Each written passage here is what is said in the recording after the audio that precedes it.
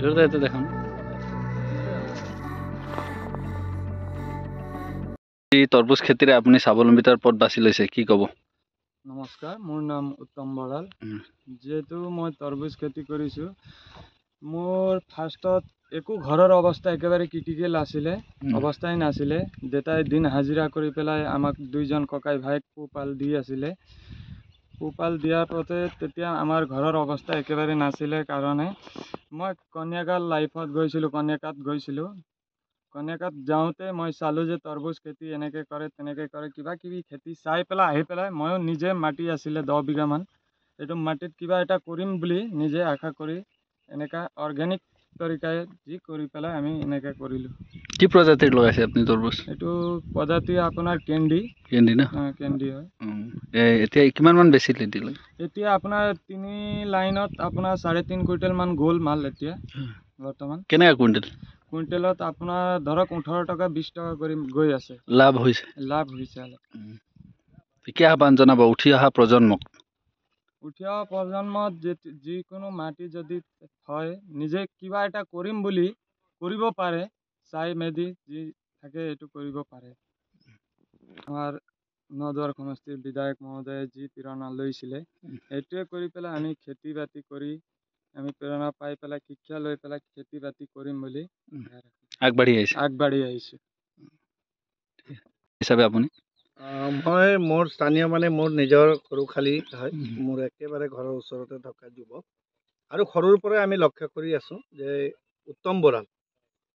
ল'ৰাজন এটা দুখীয়া ঘৰৰ ল'ৰা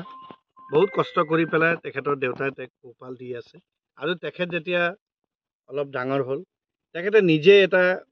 সৰু ব্যৱসায় আৰম্ভ কৰিছে যে পানীপুৰি আমাৰ শনিবৰীয়া চেণ্টাৰ হাতীপতি গেট বজাৰত নি পেলাই তেখেতে এটা বিজনেছ আৰম্ভ কৰিছে আৰু ভালে আজি এইটো বিজনেছ কৰি অলপমান হ'লেও উপকৃত হৈছে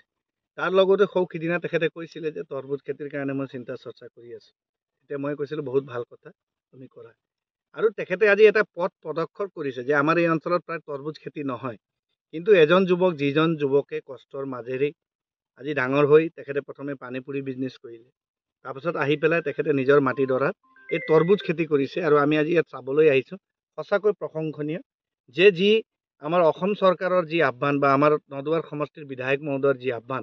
যে কৰ্ম সংস্কৃতিৰ জৰিয়তে পথাৰ আৰু বজাৰটো আমি দখল কৰিব লাগিব আৰু যুৱচামে আজি প্ৰেৰণা পাইছে তাৰ এক জ্বলন্ত উদাহৰণ আমি উত্তম বৰালক ক'ব পাৰোঁ আৰু আমি ভৱিষ্যতে তেখেতক আমি কি সহায় সহযোগ কৰিব পাৰোঁ চৰকাৰৰ ফালৰ পৰা আমি এই বিষয়টো আমি আগত লৈ যাম আৰু তেখেতে যিটো কৰ্মনিষ্ঠাভাৱেৰে যি এটা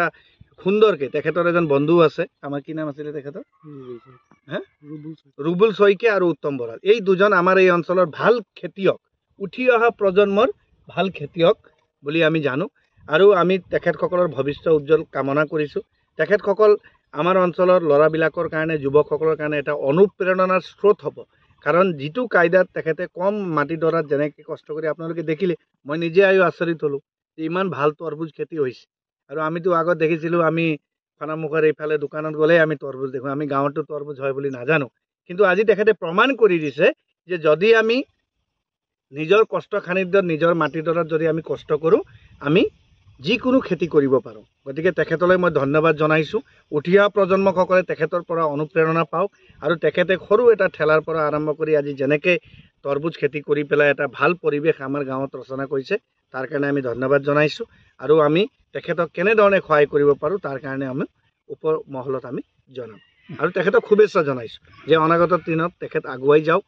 কৃষি কাৰ্যত যেতিয়ালৈকে আমাৰ যুৱ প্ৰজন্মসকল আগবাঢ়ি নাহিব পথাৰ আৰু বজাৰ যেতিয়ালৈকে আমি দখল নকৰিম তেতিয়ালৈকে আমি আৰ্থিক ৰূপে আগবাঢ়িব নোৱাৰিম গতিকে এটা সমাজৰ উন্নয়ন হওক বা অসম মাতৃৰ উন্নয়নৰ কাৰণে আমাৰ যুৱকসকল যে এনেকৈ আগবাঢ়ি আহিছে তাৰ কাৰণে সঁচাকৈ আমিও গৌৰৱ অনুভৱ কৰিছোঁ ধন্যবাদ